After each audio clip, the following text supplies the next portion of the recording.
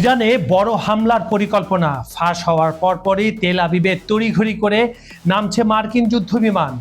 পরিস্থিতি এমন পর্যায়ে পৌঁছেছে যে ইরানের বিদ্যুৎ কেন্দ্র ও পারমাণবিক স্থাপনা এখন ওয়াশিংটনের মূল টার্গেট। কিন্তু ইরান কি চুপ করে বসে থাকবে? একেবারেই না। তেহরান থেকে সরাসরি হুঁশিয়ারি দেওয়া হয়েছে, মার্কিন আগ্রাসন থামানো না হলে এবার শুরু হবে পূর্ণমাত্রার যুদ্ধ, যার আজ থেকে বাঁচবে না উপসাগরীয় কোনো সীমান্তই।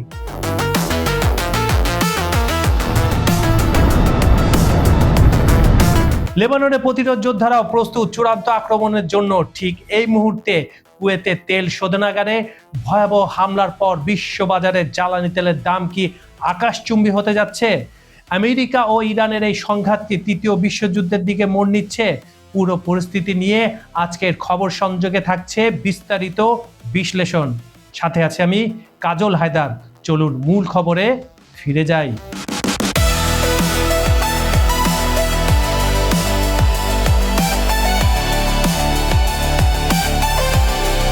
ইরানে হামলা জোরদারে ইসরায়েলের যুদ্ধবিমান পাঠাচ্ছে আমেরিকা।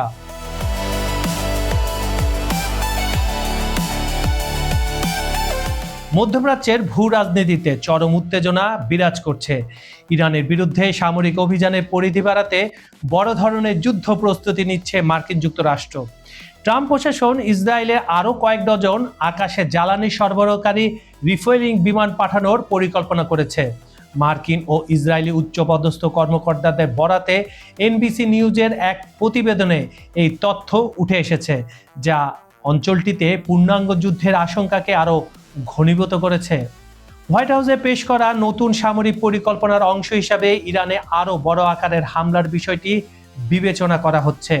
এর আওতায় ইরানের বিদ্যুৎ কেন্দ্র, গুরুত্বপূর্ণ অবকাঠামো, পারমাণবিক স্থাপনা এবং পিকঅক্স মাউন্টেনের ভূগর্ভস্থ সামরিক স্থাপনাগুলো সম্ভাব্য লক্ষ্যবস্তুর তালিকায় রয়েছে। মার্কিন প্রশাসনের মূল লক্ষ্য হলো হরমুজ প্রণালী মুক্ত রাখা এবং পরমাণু কর্মসূচি নিয়ে ওয়াশিংটনের শর্ত মেনে নিতে ইরানকে বাধ্য করা। যদিও প্রেসিডেন্ট ট্রাম্প এখনো চূড়ান্ত সিদ্ধান্ত নেননি, তবে তিনি ইরানের ওপর সামরিক ও অর্থনৈতিক চাপ বাড়াতে হামলার তীব্রতা বৃদ্ধির পক্ষে। ইতিমধ্যে মার্কিন বাহিনী টানা 7 দিন ধরে হরমুজ প্রণালী ও ইরানের দক্ষিণ অঞ্চলের বিভিন্ন সামরিক স্থাপনায় হামলা চালিয়ে যাচ্ছে। বন্দর আব্বাসের আশেপাশে অন্ততপক্ষে 7টি সেতুতে হামলার কথা জানিয়েছে সূত্রগুলো। পাল্টা জবাবে ইরানও তাদের আক্রমণ জোরদার করেছে। তেহরান দাবি করেছে জর্ডান, কাতার, বাহরাইন, ইরাক, সিরিয়া, কুয়েত এবং সৌদি আরবে অবস্থিত মার্কিন ঘাঁটিগুলোতে তারা হামলা চালিয়েছে। বর্তমানে ইসরায়েলের বেন গুরিয়ন আন্তর্জাতিক বিমানবন্দরে প্রায় 30টি মার্কিন রিফুয়েলিং বিমান অবস্থান করছে এবং রেমন বিমান ঘাঁটিতেও সমসংখ্যক বিমান রয়েছে। যুক্তরাষ্ট্রের কৌশলগত বিবেচনায় বেন গুরিয়নকে মধ্যপ্রাচ্যের সবচেয়ে নিরাপদ ঘাঁটি মনে করা হলেও বিপুল সংখ্যক মার্কিন বিমানের উপস্থিতিতে ইসরায়েলের অভ্যন্তরে বিতর্ক দেখা দিয়েছে। সাধারণ বিমান চলাচল ব্যাহত হওয়ার আশঙ্কায় অনেকে উদ্বেগ প্রকাশ করেছেন। তবে এসব বিতর্ক ছাপিয়ে সামরিক কর্মকর্তারা মনে করছেন আগামী কয়েকদিনের মধ্যেই হামলার মাত্রা বাড়ানোর নির্দেশ আসতে পারে। সামগ্রিক এই পরিস্থিতি মধ্যপ্রাচ্যকে এক অস্থিতিশীল ও অনিশ্চিত ভবিষ্যতের দিকে ঠেলে দিচ্ছে এবং ধারণা করা হচ্ছে বিশ্বকাপ ফুটবলের ফাইনালের পরপরই পূর্ণমাত্রায় যুদ্ধ শুরু হতে পারে। কুয়েতের তেল শোধনাগারে ইরানের ভয়াবহ হামলা।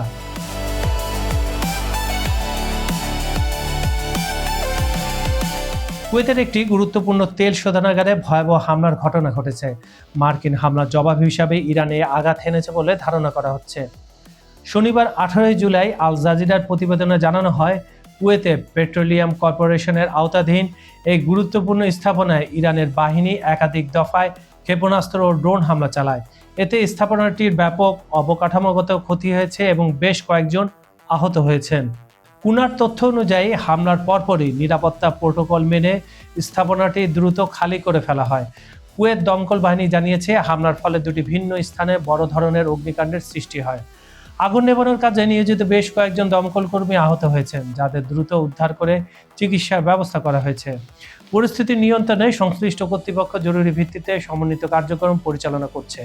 কুয়েতের সেনাবাহিনী জানিয়েছে বর্তমানে তাদের আকাশ প্রতিরক্ষা ব্যবস্থা ইরানের ছোড়া ড্রোন ও ক্ষেপণাস্ত্র প্রতিহত করতে সক্রিয় রয়েছে। দেশটির জেনারেল স্টাফ জনগণকে আতঙ্কিত না হওয়ার আহ্বান জানিয়ে বলেছেন, আকাশে যে বিস্ফোরণের শব্দ শোনা যাচ্ছে তা মূলত প্রতিরক্ষা ব্যবস্থার কার্যকারিতার ফল। আর এই কথাগুলো একেবারে মিথ্যা কথা। কারণ হচ্ছে, সামাজিক যোগাযোগ মাধ্যমের ফুটেজে দেখা যাচ্ছে ইরানের ড্রোন এবং ব্যালিস্টিক মিসাইলগুলো কুয়েতের এই তেল শোধনাগারের উপর হামলে পড়ছে এবং বিধ্বস্ত হচ্ছে।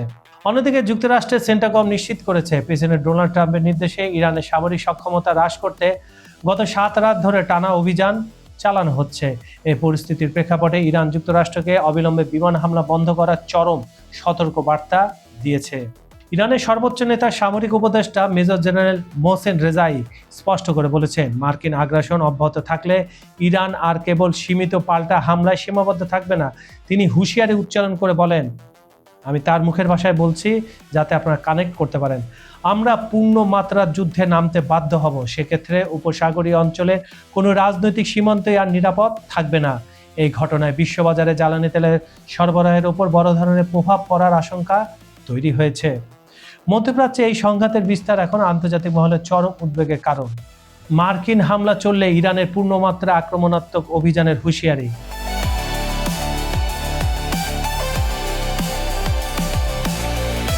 যুক্তরাষ্ট্র ও ইসরায়েলের সঙ্গে চলমান তীব্র সামরিক উত্তেজনার প্রেক্ষাপটে ইরান তাদের বন্ধু ও প্রক্সি সংগঠনগুলোকে সর্বাত্মক যুদ্ধের জন্য প্রস্তুত থাকার নির্দেশ দিয়েছে। সম্প্রতি তেহরানে আয়োজিত এক গোপন বৈঠকে এই সিদ্ধান্ত নেওয়া হয়। ইরানের সর্বোচ্চ নেতা আয়াতুল্লাহ খামেনির মৃত্যুর পর তার জানাজা ঘিরে এই উচ্চ পর্যায়ের বৈঠক অনুষ্ঠিত হয়, যেখানে অ্যাক্সিস অফ রেজিস্ট্যান্সের শীর্ষ নেতারা উপস্থিত ছিলেন। সেখানে স্পষ্ট বার্তা দেওয়া হয়েছে, এখন নিষ্ক্রিয় থাকার সময় শেষ এবং যে কোনো পরিস্থিতি মোকাবেলার জন্য সামরিক প্রস্তুতি নেওয়ার মূল লক্ষ্য। গত ফেব্রুয়ারি মাসে যুক্তরাষ্ট্র ও ইসরায়েলের যৌথ হামলায় খামেনির মৃত্যুর পর থেকেই মধ্যপ্রাচ্যে অস্থিরতা চরমে পৌঁছেছে। এর আগে পাকিস্তানের মধ্যস্থতায় শান্তি স্থাপনের চেষ্টা করা হলেও তা ব্যর্থ হয়। সাম্প্রতিক সময়ে যুক্তরাষ্ট্র ও ইরানের মধ্যে সরাসরি সংঘাতের পরিমাণ অনেক বেড়ে গেছে। ইরানের ওপর মার্কিন বিমান হামলা অন্তত 8 জন নিহত হওয়ার জবাবে ইরান জর্ডান ও কাতারে থাকা মার্কিন সামরিক স্থাপনা ও রাডার ব্যবস্থাকে লক্ষ্যবস্তু করেছে। পাশাপাশি কুয়েতের একটি পানি শোধনাগারে ড্রোন হামলার ফলে বেশ কয়েকজন সেনা আহত হয়েছেন, যা আঞ্চলিক পরিস্থিতির অবনতির নির্দেশ করে। ইসরায়েল সরাসরি এই সংঘাতে অংশ না হলেও ইরান ও ইসরায়েলের মধ্যে যে কোনো সময় বড় ধরনের সংঘর্ষের ঝুঁকি বাড়ছে। তেহরান তাদের সবচেয়ে শক্তিশালী ও নির্ভরযোগ্য বন্ধু লেবাননের প্রক্সি যোদ্ধাদের সর্বোচ্চ সতর্ক থাকার নির্দেশ দিয়ে জানিয়েছেন, সামনের যুদ্ধটি অতীতের চেয়ে অনেক বেশি ভয়াবহ ও বিস্তৃত হবে। তারা গত 2 মার্চ থেকে এই যুদ্ধে সরাসরি যুক্ত হয়েছে এবং মার্কিন কূটনৈতিক প্রচেষ্টার বিরুদ্ধে তাদের কঠোর অবস্থান অব্যাহত রেখেছে। এর প্রতিক্রিয়া ইসরায়েলি বাহিনী দক্ষিণ লেবাননে ব্যাপক বিমান হামলা চালিয়ে একটি বাফার জোন তৈরি করছে। গত কয়েক বছরে শীর্ষ নেতৃত্বের উপর বড় ধরনের আঘাত আসলেও ইরান এখনও তাদের উপরই সবচেয়ে বেশি ভরসা রাখছে। একই সঙ্গে ইয়েমেনের প্রক্সি যোদ্ধাদের এই বৃহত্তর যুদ্ধের অংশ হওয়ার প্রস্তুতি নিতে বলা হয়েছে। সব মিলিয়ে মধ্যপ্রাচ্য এখন এক ভয়াবহ সর্বাত্মক আঞ্চলিক যুদ্ধের দ্বার প্রান্তে দাঁড়িয়ে আছে বলে বিশ্লেষকরা মনে করছেন। মার্কিন হামলায় ইরানের 20 গ্রামে সুপেয় পানি সংকট।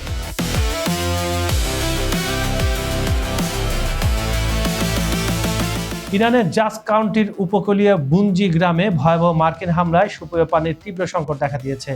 এই হামলায় স্থানীয় ডেসালিনেশন প্লান্টের পানি উত্তোলনকারী পাম্প এবং বিদ্যুৎ ট্রান্সফরমার সম্পূর্ণরূপে ধ্বংস হয়ে গেছে। ফলে বুনজি গ্রাম সহ আশেপাশে প্রায় 20টি গ্রামের 10,000 মানুষের সুপেয় পানি সরবরাহ ব্যবস্থা সম্পূর্ণ বিচ্ছিন্ন হয়ে পড়েছে। Hormozgan water and West water কোম্পানির প্রধান নির্বাহী কর্মকর্তা আব্দুল হামিদ হামজেপুর এই ঘটনাকে একটি সন্ত্রাসী হামলা হিসাবে অভিহিত করে তীব্র নিন্দা জানিয়েছেন। তিনি জানান, সাগরের পানি লবণাক্তমুক্ত করার এই কেন্দ্রটি ওই অঞ্চলে মানুষের জন্য পানির প্রধান উৎস ছিল। বর্তমানে এই অবকাঠামো ক্ষতিগ্রস্ত হওয়ায় জনজীবনের চরম দুর্ভোগ নেমে এসেছে। সংশ্লিষ্ট কর্তৃপক্ষ ক্ষতিগ্রস্ত সরঞ্জাম মেরামতের কাজ দ্রুত শুরু করার চেষ্টা করছে, তবে এই সংকট নিরসনে সময় প্রয়োজন। এই হামলাকে ইরানের পক্ষ থেকে আন্তর্জাতিক আইন লঙ্ঘন ও অমানবিক অপরাধ হিসাবে চিহ্নিত করা হয়েছে। বন্ধুরা, আজকের ভিডিওতে আমরা যে তথ্যগুলো তুলে ধরলাম সেগুলো যদি সত্যি বাস্তবে আরো বড় সংঘাতের রূপ নেয়, তাহলে এর প্রভাব শুধু ইরান, ইসরায়েল বা আমেরিকার মধ্যেই সীমাবদ্ধ থাকবে না। তেলের দাম থেকে শুরু করে বিশ্ব অর্থনীতি, খাদ্য সরবরাহ, এমনকি দক্ষিণ এশিয়ার নিরাপত্তাও নতুন সংকটের মুখে পড়তে পারে।